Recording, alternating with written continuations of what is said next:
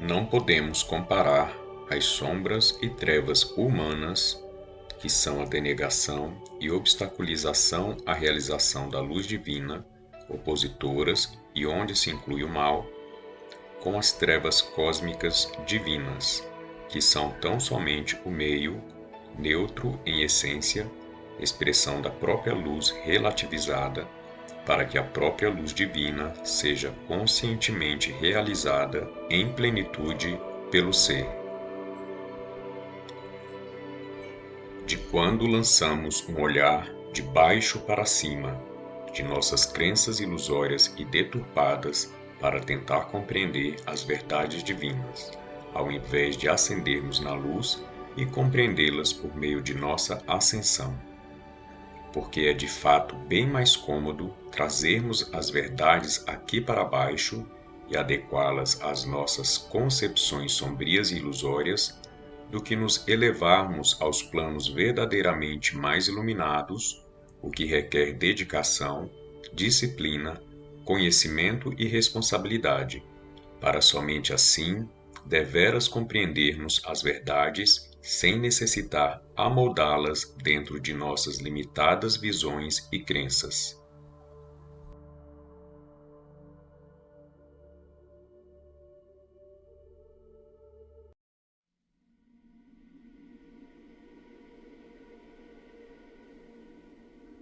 No sentido de trevas e luz cósmicas divinas, que são essencialmente neutras e onde não se incluem as sombras e trevas humanamente projetadas como o mal, tal assertiva de que sem a luz não há sombras e vice-versa, ou seja, que sem o bem não há o mal e vice-versa, é, de fato, uma realidade, onde, lembremos nós, as trevas cósmicas, divinas, nada mais são do que a realidade maia de ilusão, menos luz, porém luz, aquela providencialmente arquitetada pelo divino dentro do necessário e suficiente para o despertar consciente do ser humano, um meio neutro, apenas relativizado da luz e não opositor a ela, para a própria realização da luz pelo ser em evolução.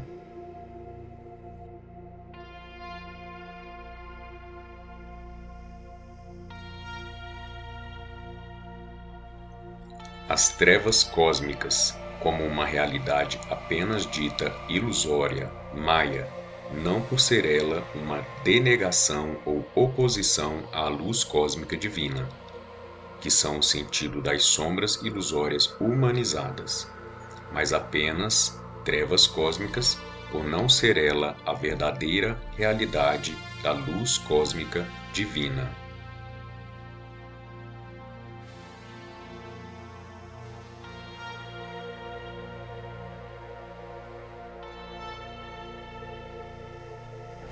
Devido a tudo isso, é que empreendemos nossos esforços nestes escritos para que façamos maiores e melhores reflexões sobre a ontologia da luz, isto é, da teoria metafísica do ser, de sua existência, natureza e realidade.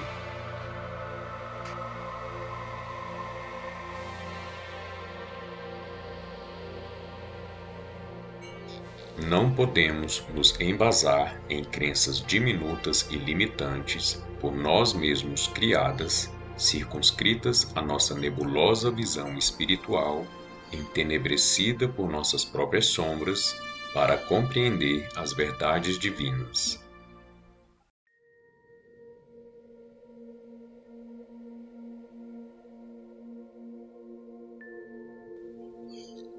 As polaridades divinas temporárias são as realidades oriundas da criação divina, como a vida na matéria, por exemplo. São existências temporárias que servem de meio para que a realidade divina seja realizada pela própria evolução humana, diferente das dualidades sombrias projetadas pelo ser humano iludido em suas cocriações, onde se inclui o mal pelo mal.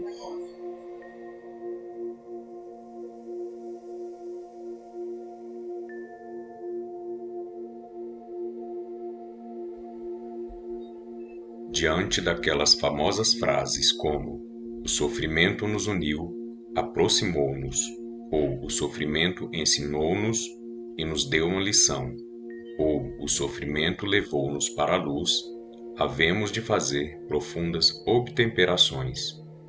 porque por detrás de toda e qualquer expressão das sombras como efeito, seja em seu sentido conturbador, doloroso ou ilusório, haverá sempre um movimento perene e profundo da luz saneadora como causa, primeva ou primordial, que nos conclama a nos restabelecermos na luz ou estabelecermos a verdade em nossas vidas.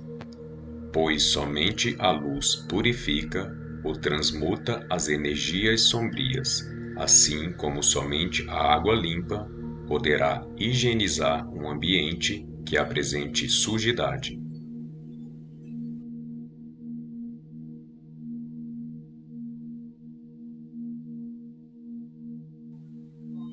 De uma forma ou de outra, distingamos mais além que as sombras ilusórias humanas não são da criação,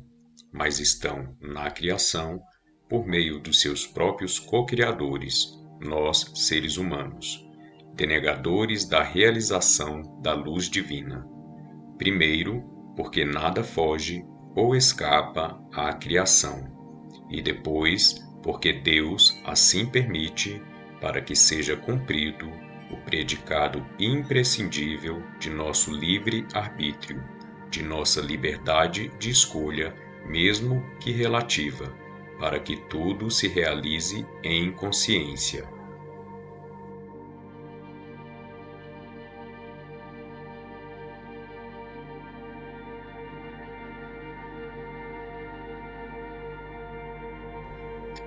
Nossas obscuridades e nossas sombras, mormente as que denominamos ilusórias ou o mal, em denegação à luz cósmica divina,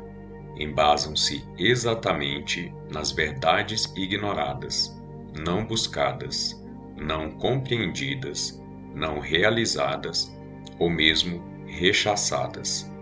E a nossa centelha divina e luz consciencial realizada é que cabem o mistério de nos libertar, nos impulsionar a todas as bênçãos concedidas para que nos realizemos como seres divinos, por escolha, vontade, amor e consciência. Daí sim é que advirá o novo homem e mulher, com posturas e atitudes renovadas na luz.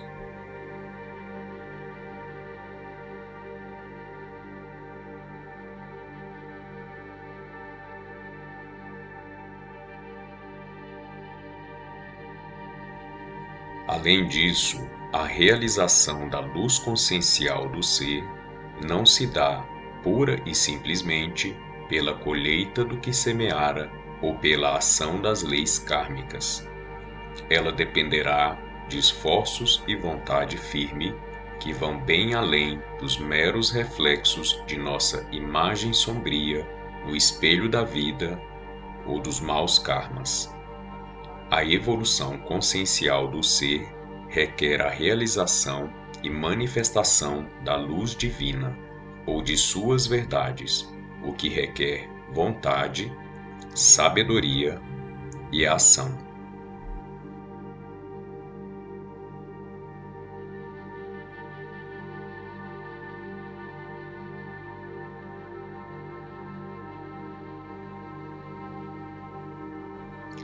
Compreendamos, então, que é sempre o impulso de nossa centelha divina, de nossa luz própria realizada, bem como a ação das leis e da própria luz cósmica que empreenderá, por todos os meios possíveis, o reequilíbrio em detrimento do desequilíbrio gerado por nossas más escolhas ilusórias, quando nos entrelaçamos com as sombras.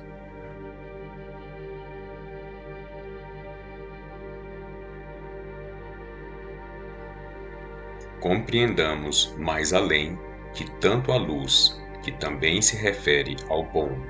ao bem, ao belo, ao justo e às realidades e verdades, mesmo que relativas, quanto às sombras ilusórias, que nos inferem o mal, as desvirtudes e desumanidades, em verdades e realidades ilusórias aprisionadoras, tanto aquelas quanto estas são inerentes ao estado de relativa consciência ou limitada consciência, ou seja, aos seres humanos ainda não iluminados.